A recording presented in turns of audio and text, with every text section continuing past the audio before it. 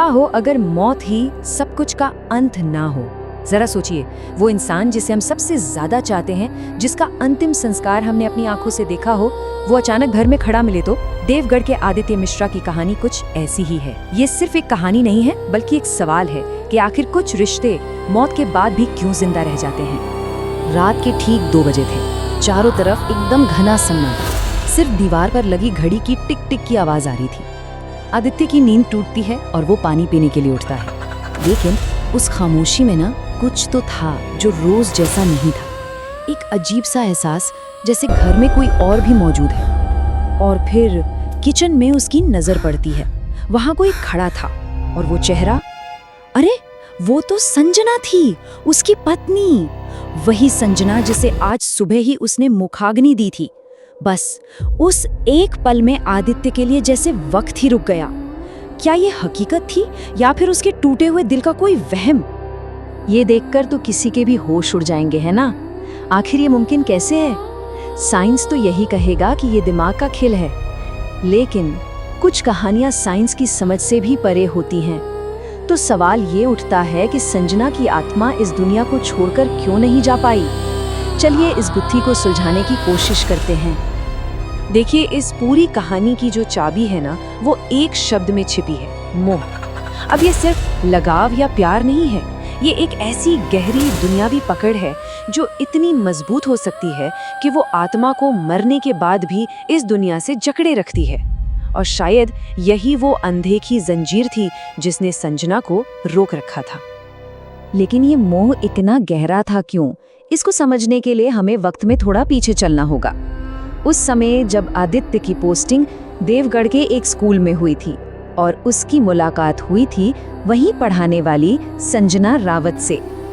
ये कोई पहली नजर वाला प्यार नहीं था, ये तो धीरे धीरे पनपने वाला एक एहसास था।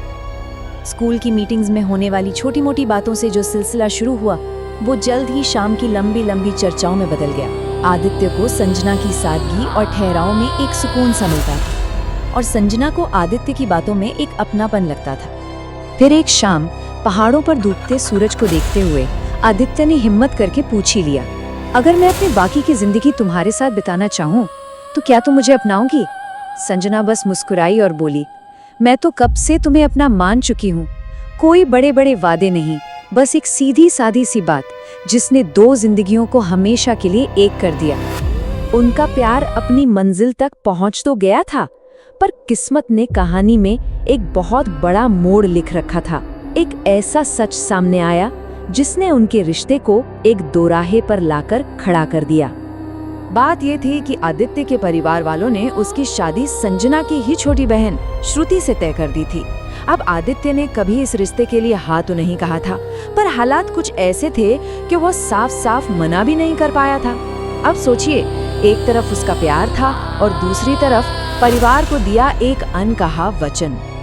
अब सच का सामना करने का वक्त आ गया था और ये जिम्मेदारी संजना पर थी कि वो अपनी छोटी बहन को बताए कि जिस इंसान के वो सपने देख रही है, वो असल में उसकी बड़ी बहन से प्यार करता है। जरा सोचिए उस लम्हे के बारे में, कितना मुश्किल, कितना भारी रहा होगा वो पल, जब संजना ने कांपते हुए दिल से श्रुति, आप खुश रहो दीदी, बस यही काफी है मेरे लिए। अपना रिश्ता ही नहीं तोड़ा, बल्कि बाद में आदित्य से मिलकर सिर्फ एक वादा लिया। उसने कहा, मुझे कुछ नहीं चाहिए, बस दीदी को कभी टूटने मत देना। ये एक बहन का अपनी बहन के लिए सबसे बड़ा बलिदान था। इस बड़े त्याग के बाद रास्ते साफ हो गए थे। आदित्य और संजना की शादी हो गई। उनकी दुनिया अब पूरी थी, पर शायद किस्मत को ये खुशी ज्यादा दिन मंजूर नहीं थी। शादी के बाद के 3 साल उनकी जिंदगी के सबसे खूबसूरत साल थे। सुबह की चाय से लेकर देर रात की बातों तक उनकी छोटी सी दुनिया एक दूसरे के इर्द गिर्द ही घूमती थी। उनका प्यार हर गुजरते दिन के साथ और भी गहरा होता जा रहा था। पर फिर एक रात अचानक सब बदल गया। संजना के सीने में तेज दर्द उठा। आदित्य उसे लेकर अस्पताल भागा, पर तब तक बहुत देर हो चुकी थी।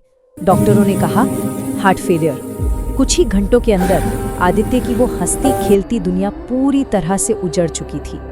शमशान घाट पर जब संजना की चिता पूरी तरह से नहीं जल पा रही थी, तो वहां मौजूद भीड़ में कानाफूसी शुरू हो गई।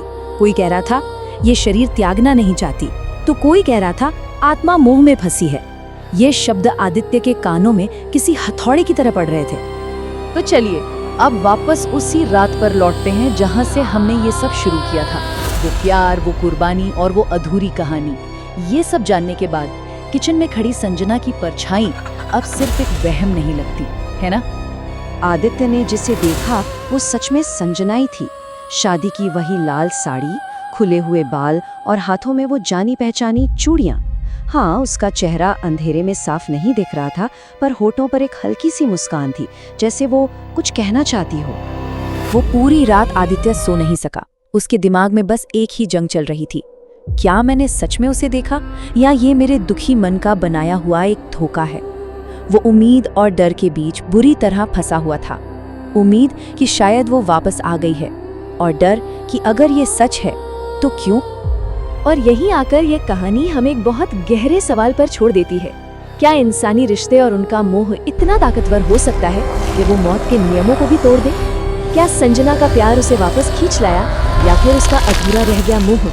इसका जवाब बॉक्स में भेजें। हम कोशिश करेंगे कि अगली एनिमेटेड स्टोरी आपकी होगी।